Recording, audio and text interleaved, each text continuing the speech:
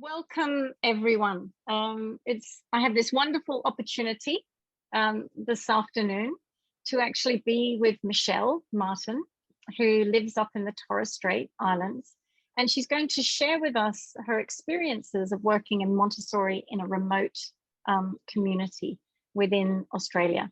And the first thing I would really like to do is I would like to acknowledge the Yugambeh people, the traditional custodians of the land on which I stand today.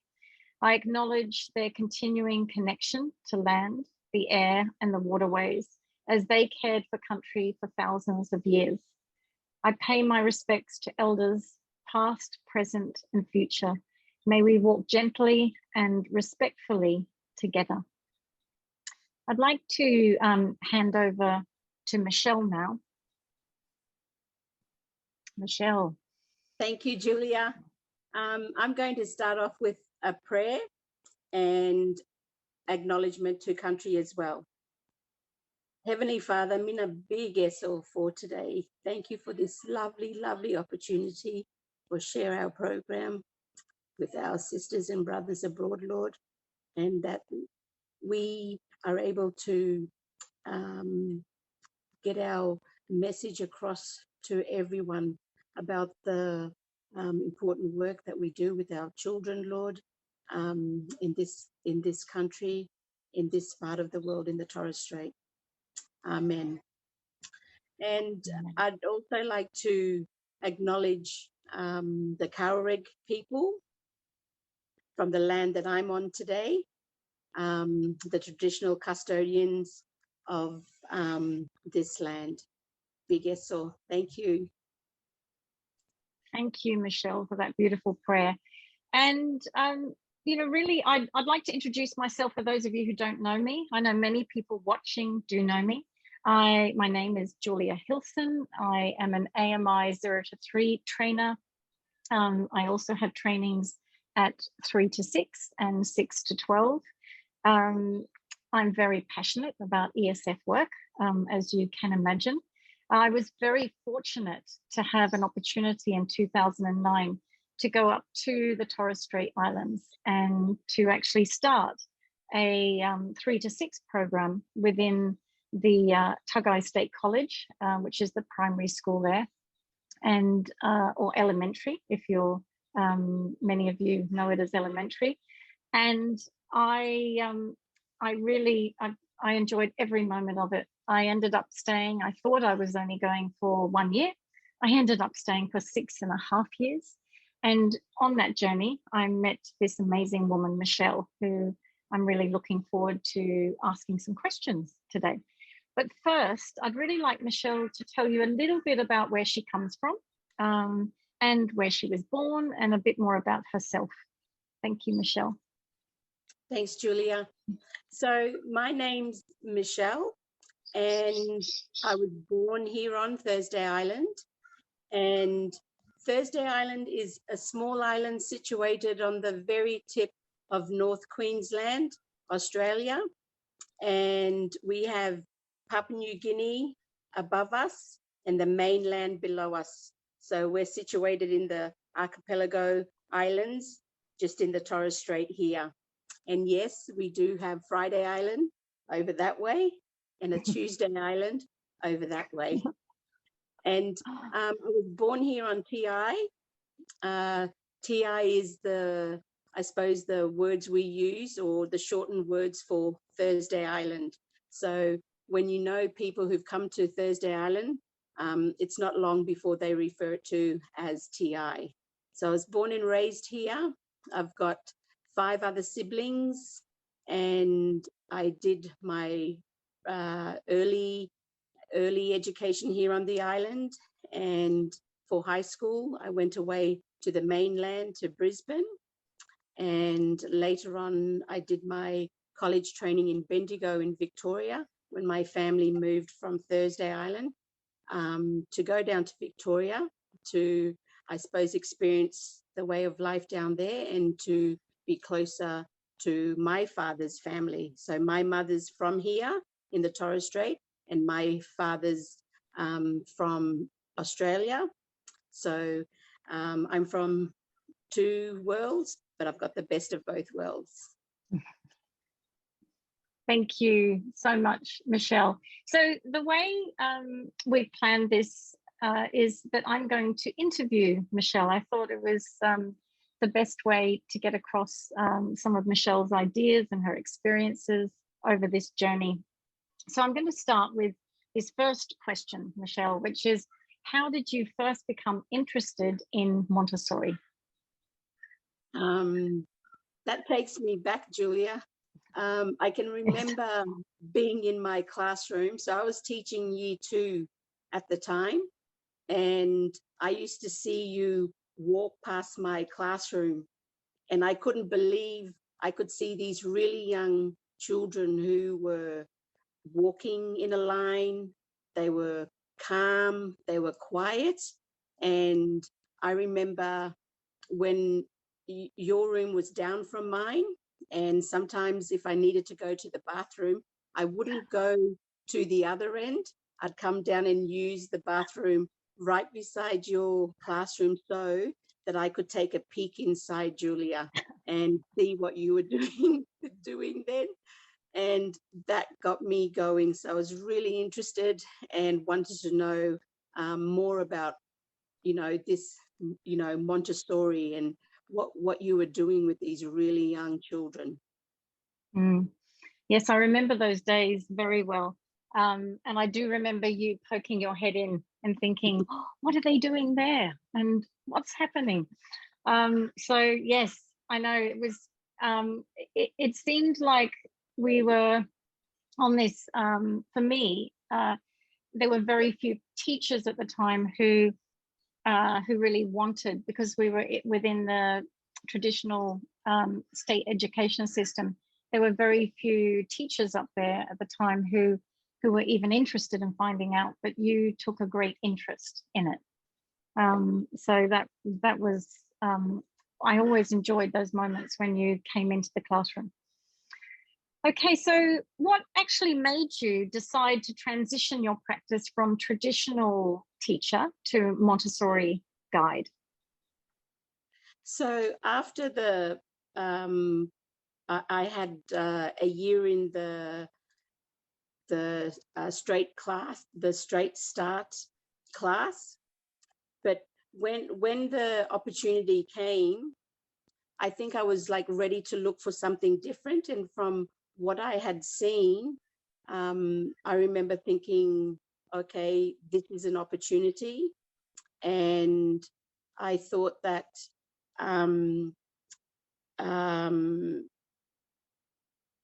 that it gave me a chance to learn more about children and how they learned.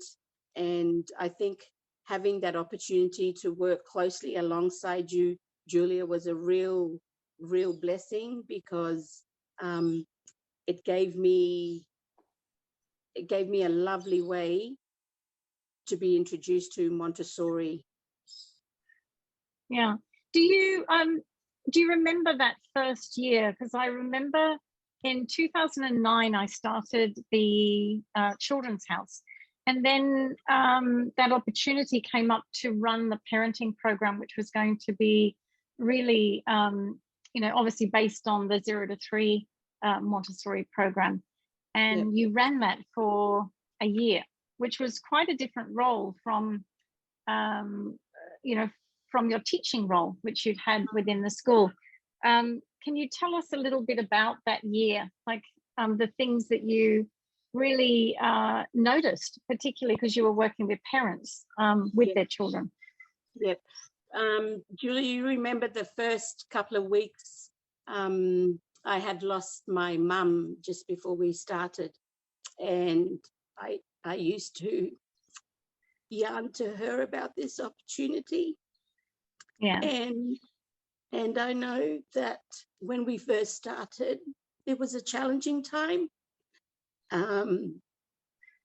It was a learning time as well. And I could, just having those conversations with you and taking time to observe children in the environment was was really was just beautiful, Julia. You know, we got to develop relationships with parents, got to observe things that I hadn't thought about before.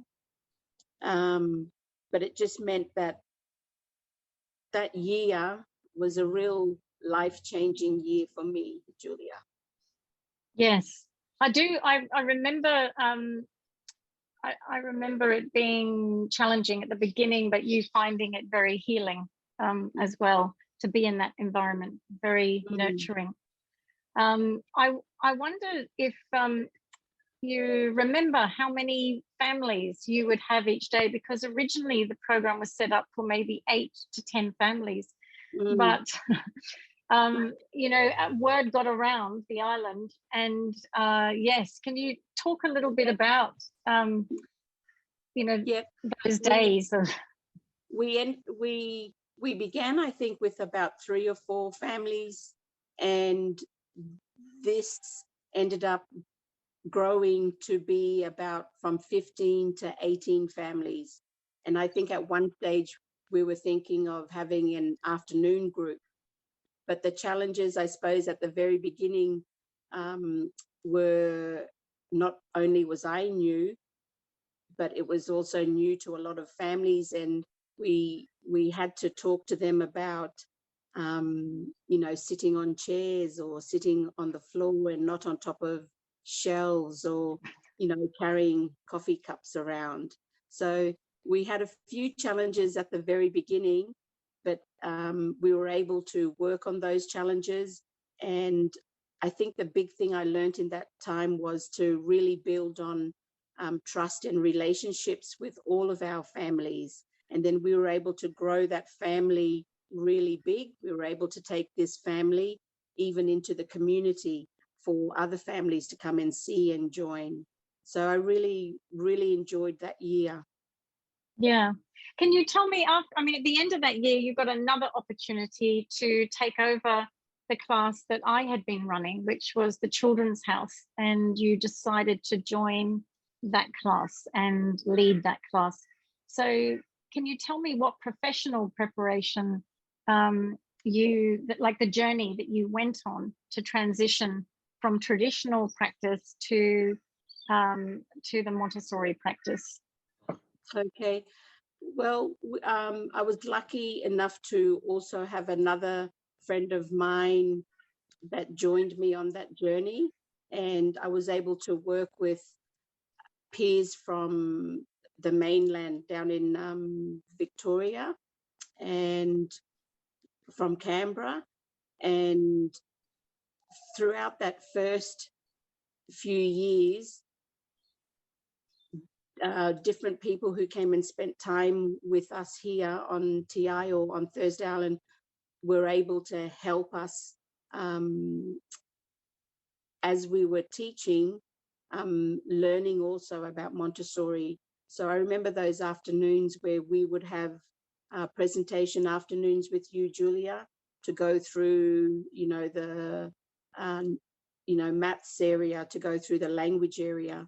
And then we were fortunate to start our training as well a little bit later on down the track. But we had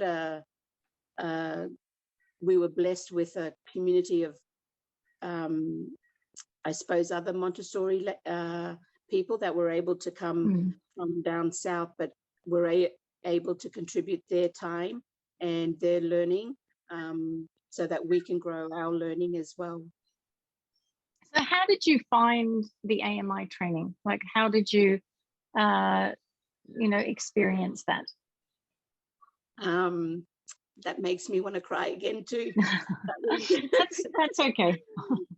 That was life-changing also.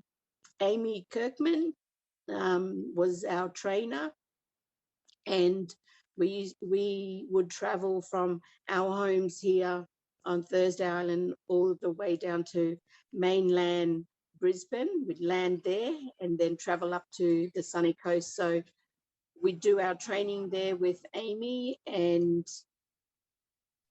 it was just life-changing, Julia. every session I'd be in tears, because it gave me so many aha moments.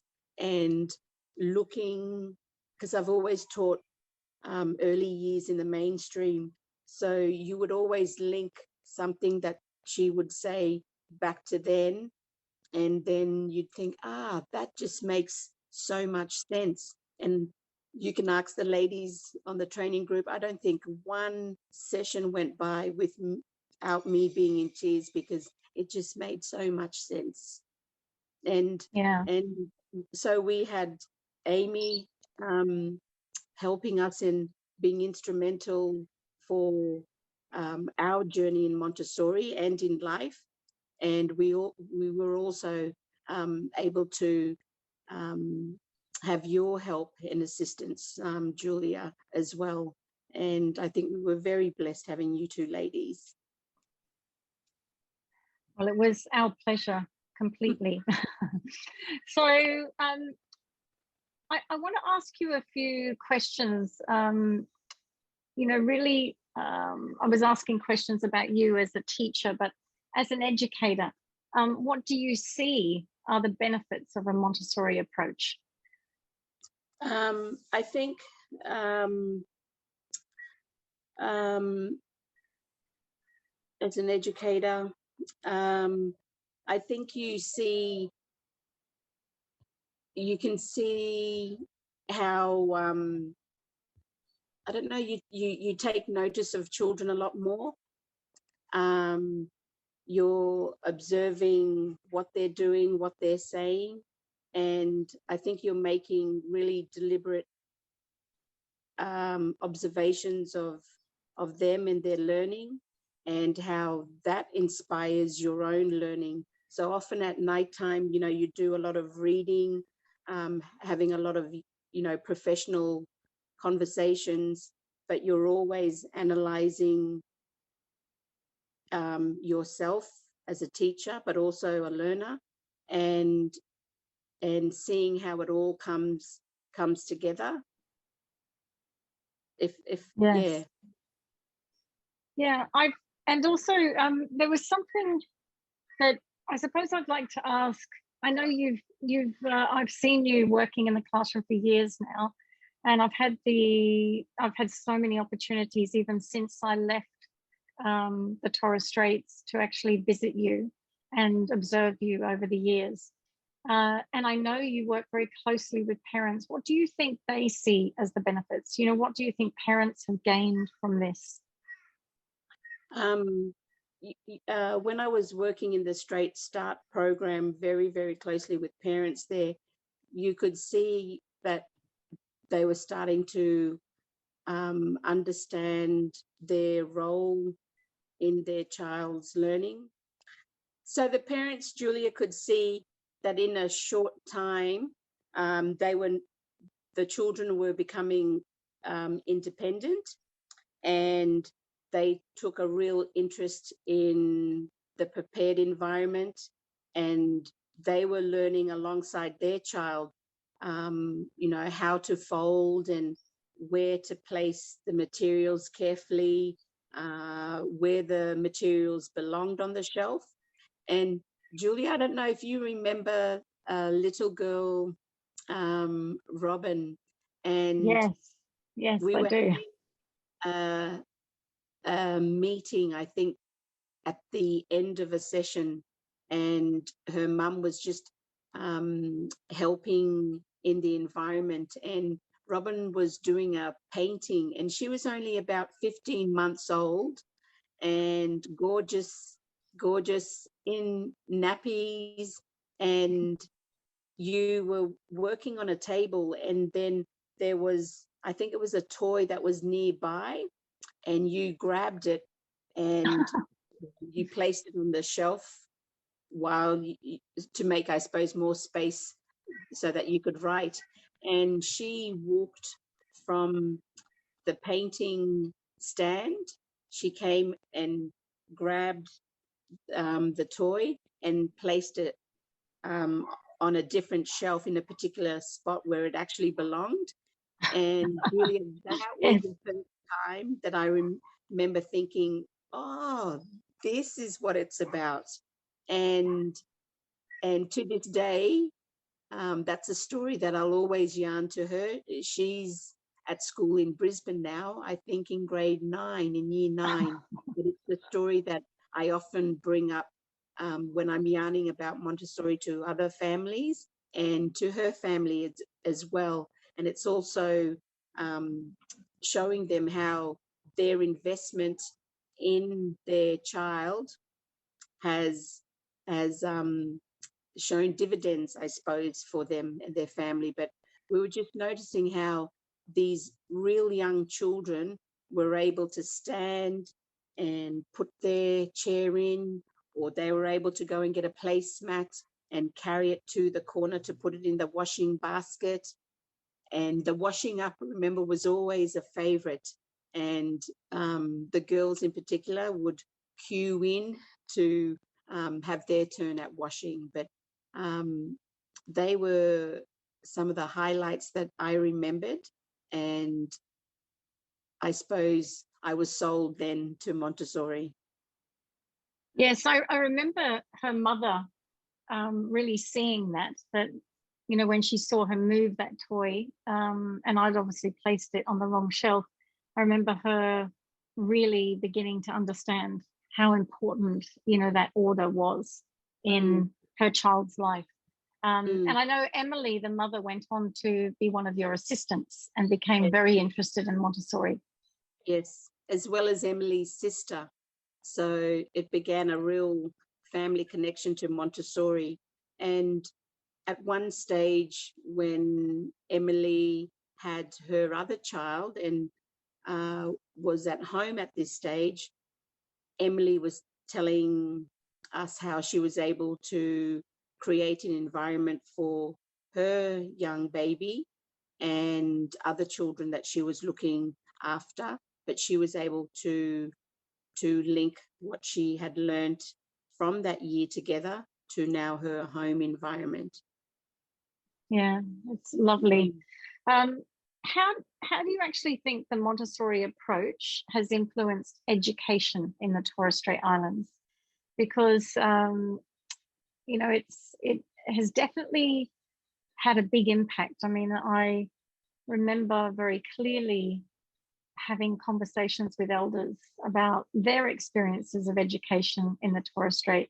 And so, you know, what do you think, you know, bringing Montessori into this community, like, how did it change?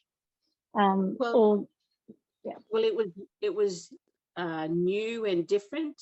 And, you know, Julia, like I went to school here. I did my primary school years here. So it was very, very different. It was the traditional school that we all knew and grew up in. And so when Montessori came, you know, it was challenging because it was so different. But I think the big thing that we got out of it is that it gave our parents a choice, and before the choice wasn't there. So, you know, we're 12 years into our journey, and now families can actually choose where they would like to send their young children to. And it's just been great knowing that it's still new to a lot of our families, but the fact that they can come here and be a part of something new. You know, I myself am from here, but our staff are also local people as well, and that we have a program that's run by local people here. And I know that it's been quite hard actually for you know for TI because I know over the years you've had a long waiting list because everyone wants to be with you in this program. Why do you think it is so popular on TI? Why do you think you know, why does it fit so well within your culture?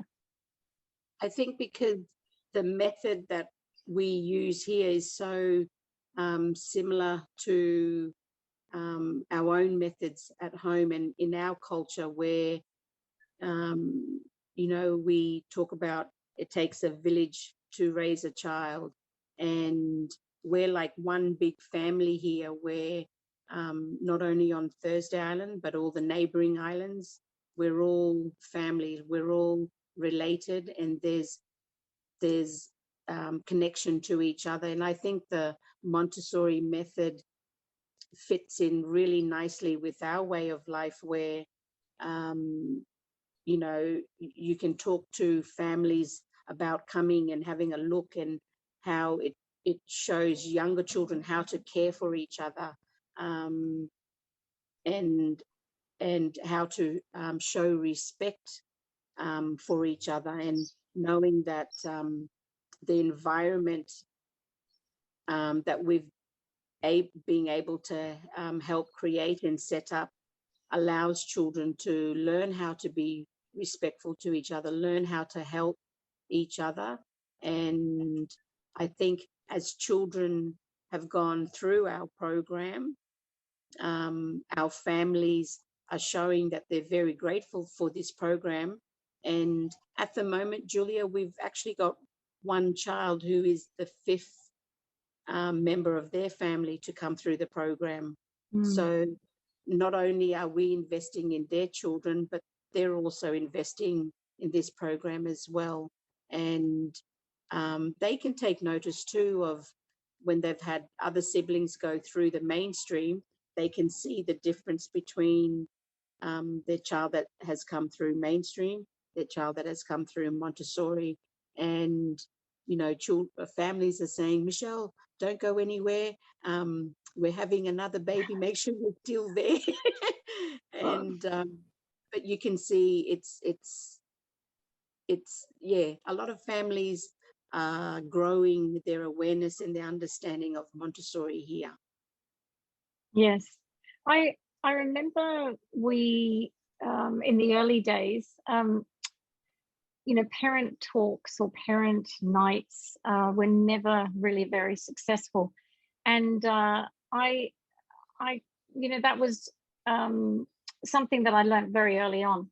And I remember when we were in the classroom, when you were working in it, that we decided to do a morning tea where each child would invite their aka or ate, so the grandparents, or one adult. It could be an auntie, an uncle, or their mum or dad, and they came in. And do you remember the effect that had on the community when they first, they saw what the children were doing? Because all the children were working, and they came into.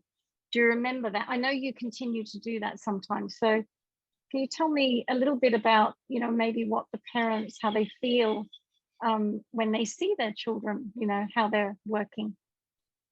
A lot of them do get really emotional, Julia, because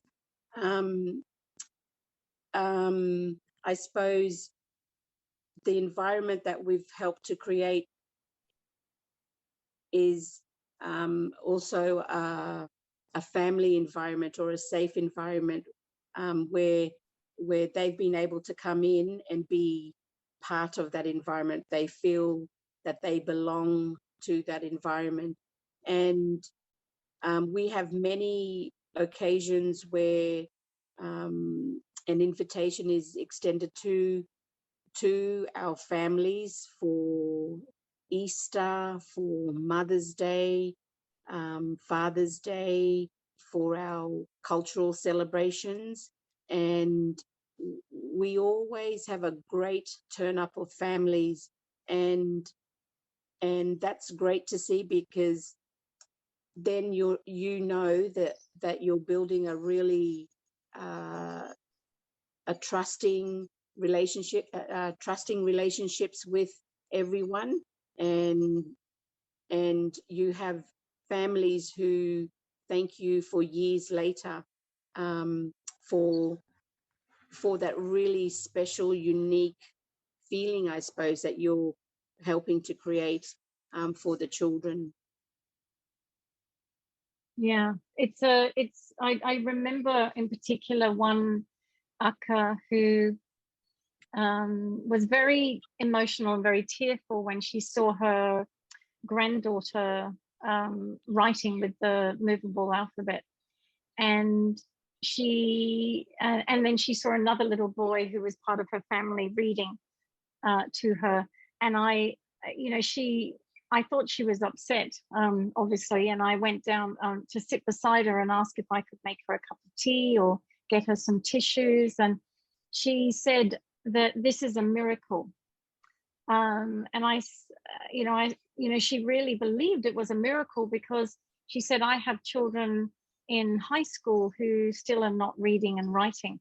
So, I think, there were so many parents who have been moved and touched by this experience. And as you say, this community that you've built of people, because whenever I'm in there, there's always parents in there contributing and helping. And yet they're all, they are that prepared adult, which always is really quite beautiful to see. So I know that a lot of work goes into you preparing those parents to actually enter that classroom. Julia, like when our parents do come in, you've seen the small foyer area there, and the parents will often observe things from the beginning of the year to the end or through to the end of a term and through the next term. And they are always amazed for seeing the growth in children, not just their own child, but the children as a community, and the way that they look after each other, the way they can notice if someone's upset and can go and get a glass of water, the way that the older children might come in and ask one of the younger children, do you need help, like rolling a mat, and how they start to see themselves in that environment. But it's also how the parents are able to observe that as well, which is really special. Yeah, wonderful. Michelle, now I want to ask you about how you feel Montessori reflects the culture of First Nations people. I think our setting here in the Torres Strait reflects the, I suppose, the teachings of Montessori really well. And our setting is that of like a tribe or of a community where our,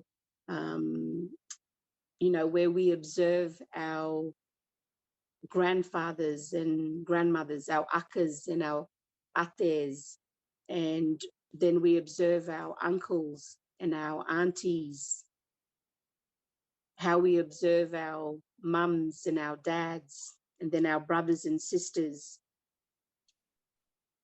In our nation here, we sestaman a lot of things. We look for things.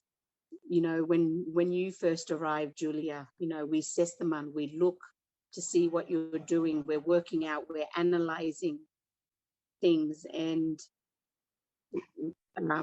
we're a people like that, where we sestaman first before we talk.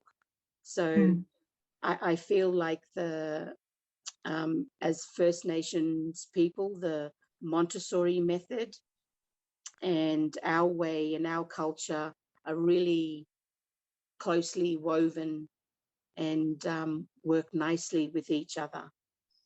Yeah, I remember learning about that word, sestaman and mathapaper. And I think it was possibly into my second year before I worked it out. But I remember, I think that's so beautiful to talk about that, because, Montessori, she was very clear about that message, that we should always observe objectively, that we don't make assumptions, that you see what's actually there, what's happening first. And certainly if we go into a new environment, the first thing we need to do is to learn about that, to observe, to learn. And so, yes, you are very much a people who watch and look and observe. I felt it because for the first 4 months, I had these eyes on me. I had elders standing at my window watching what I was doing. I think they took turns. You go and check her out today. So it was interesting for me because I realized then that was really important for them to understand. What they were doing is gaining understanding of what I was doing, and was it respectful. And luckily I passed the test. So I think that's definitely very aligned with Montessori's philosophy. Yeah. And I know you, sorry, you talk. Yeah, I was just going to say that Montessori's philosophy is all about like respect and valuing who you are and, you know, where you come from. And that's really evident in our culture here as well. And in our program, Julia, like we've got a local, not a local teacher, sorry, but we have someone from the Torres Strait who comes into our classroom regularly to teach the children about their language and culture through dancing and singing. And our environment have local people in it as well. And so I think that the children are immersed in our way of life here, and I think that's really, really special that I can speak Torres Strait Creole. So for children who are coming through who perhaps may be having difficulty with understanding English, we're lucky that we can, I suppose, slot into one language, English, and then slot into Torres Strait Creole as well.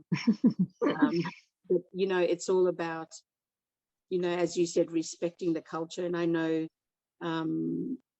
when my mum went to school, they were always encouraged just to speak English and not their own language. And today there are a lot of people who still carry a hurt that they weren't able to use their language.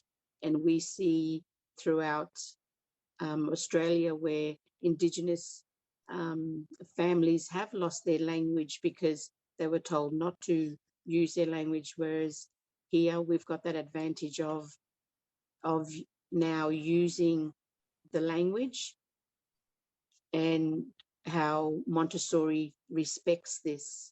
And yeah, very special. So Michelle, if we look to the future of the program, and obviously at the moment we have your program, which is the Children's House that is running up on TI, and then we have what we call straight start programs, which are on some of the outer islands as well. So they're programs, parenting programs that support parents with the Montessori philosophy from birth to 3 years. And it's really obviously important that we understand from Torres Strait Islander woman who's working up there and lives up there, it's your home. Can you tell us a little bit about what the current barriers are to delivering this like a sustainable Montessori program in remote communities? And I know you can only speak for TI, but I'm sure a lot of the things that you're going to share are just as important anywhere else in the world. Actually, they're usually always the same things. But what are the current barriers, do you think? I suppose one of the barriers would be for our listeners or for our brothers and sisters out there that, we're a small, unique island, Thursday Island, or, you know, we're a group of islands, the Torres Strait at the very top of Australia. So there's a big distance from, you know, the main city hubs like Cairns or Brisbane. So for instance, anyone coming up to Thursday Island to share their experience or spend time with us and be our role models so that we can, you know, so that we can lead a program, they have to leave their families. So, you know, that's a big thing here. And we're on Thursday Island, we're a small island, but we don't have access here to the big shops that they do in Cairns or Brisbane. So sometimes getting materials for our programs, like in the practical life area, can be challenging. And, you know, sometimes you're unable to get things until you actually leave the island and fly down south, and then spending time collecting and buying these items. So resourcing can be quite tricky and difficult. And the fact that we actually sit in a mainstream school, so we're also restricted by budgets, and a lot of the materials that we use in Montessori are specialized materials that come from overseas. But, you know, a lot of the materials, Julia, are looking like perhaps you and I, a little bit worn now, and need refreshing. And yeah, funding is a hard thing. And, you know, we would love to access people, I suppose, too, that are good at writing letters to find different ways of bringing funding into the program so that we can then buy these materials, you know, like, you know, the number rods or, you know, the maps of the world. So funding can be a barrier, materials. The other thing is training. So to make this program sustainable, Julia, you know, it's about growing people here to take on, you know, our roles as well, or to be our assistants, or to lead a program on another island. And, you know, luckily we've you know, you've been able to help us. Amy's been able to help us, and the ladies spend some time traveling down to see you, Jules, or sometimes when you're able to see them.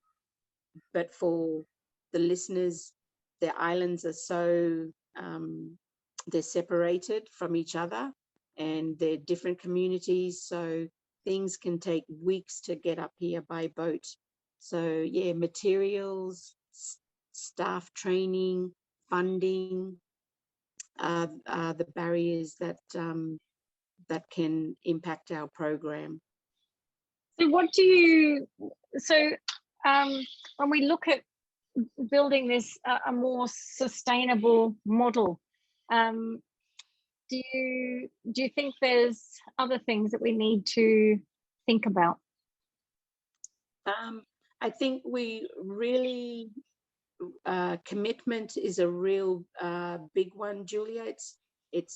It's vital, it's crucial to the program. And as I said, we sit within the public school system here, and our leaders can change. So it's really important that our commitment to the program, so that despite our leaders changing, that our program here on TI has to have that real strong foundation, so that it doesn't matter who's coming and going. We have to build that commitment here first. I think that's really like vital.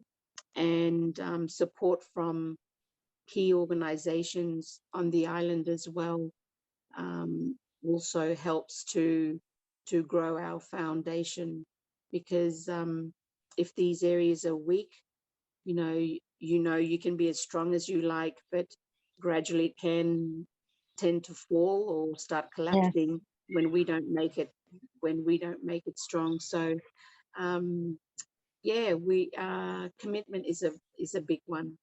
Yes.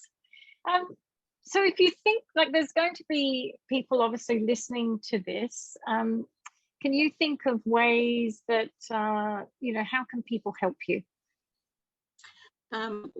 One of the things that I've often spoke about is, you've got different talents and skills, and some people have got a real talent for finding funds, I suppose, from different organizations, or writing letters to say how they can support us. And I think, if there are people out there who are able to,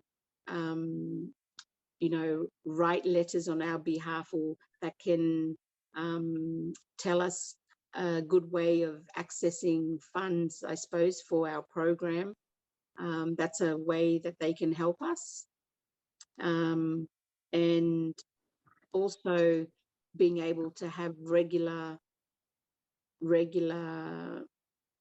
opportunities to meet with other colleagues in Montessori, down south.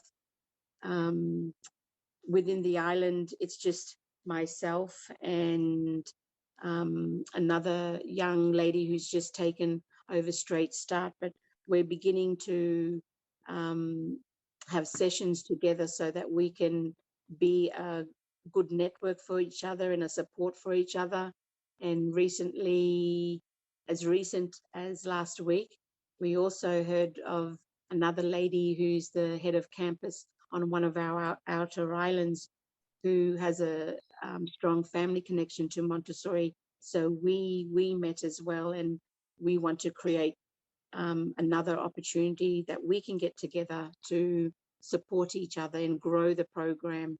And I think, having those opportunities, not just here, but also down south, where we can visit other schools that can show us what they're doing. We get a chance to, also visit like a Montessori setting on the mainland, where we're able to not only see what they're doing in the program, but you've also got an opportunity to look at materials while you're there, to think and reflect, oh, what do we need up here? Because, as you know, we've only got a couple of shops here, but resourcing like practical life stuff, those opportunities also help us to become more aware of how you get materials for a certain practical life activity. Be aware of, trays and bowls, and is this the right size bowl? Do I need to make it smaller? Yes. All those things, yeah. And do you think, this just popped into my head, but you were talking about, regular mentoring. But do you think also, because now people are learning, really good ways to actually get information across online. So, even mentoring online, getting together with people online who can share with their expertise or their understanding. And many orientation courses are being done online. So that could be another way to help support, the staff who you spend hours and hours sort of training as well. That's definitely another way. And I think that would be another practical way up here in the Torres Straits, because as you know, flights are very, very expensive, but knowing that you can be on the other end, as you and I are now, can also be be helpful for our, our ladies on all the outer islands, and knowing that sometimes that's all that you need. Last year there, Julia, I started joining some sessions with Amy, and that was really, really helpful, and I think inspired me as well to keep going, to keep that fire burning. When you're up here visiting us, you know that also stokes the fire and helps us going as well. And yes, we can do it over, Zoom, which is helpful, but also the face-to-face time is also crucial as well. Yes, yes, I understand. So Michelle, as we end this time together, do you have any last thoughts that you'd like to share with everyone? I just wanted to say, big SO for listening to this, and just knowing that, we've been really blessed with Montessori in the Torres Strait, and knowing that it does have its challenges, but knowing also that I think it was no mistake that Montessori came here, for people such as yourself, Julia, who've come here, and knowing that, I'd like to see Montessori continue to grow in the hearts of all of our people here. God knows the potential of all of our children, and he says that we are fearfully and wonderfully made, and that our children are not ordinary children, but they're extraordinary children, and how they just teach us so much. And I just know that what I've seen in the last 12 years here is just incredible, and knowing that all we have to do is just give them that right soil, that right foundation for them to grow, and knowing that if we do that nurturing part right, Julia, if we love and care for these children, in the first 6 years, 7 years of our lives here, but the opportunity that we've got here to really grow our children to become what God has in mind for them.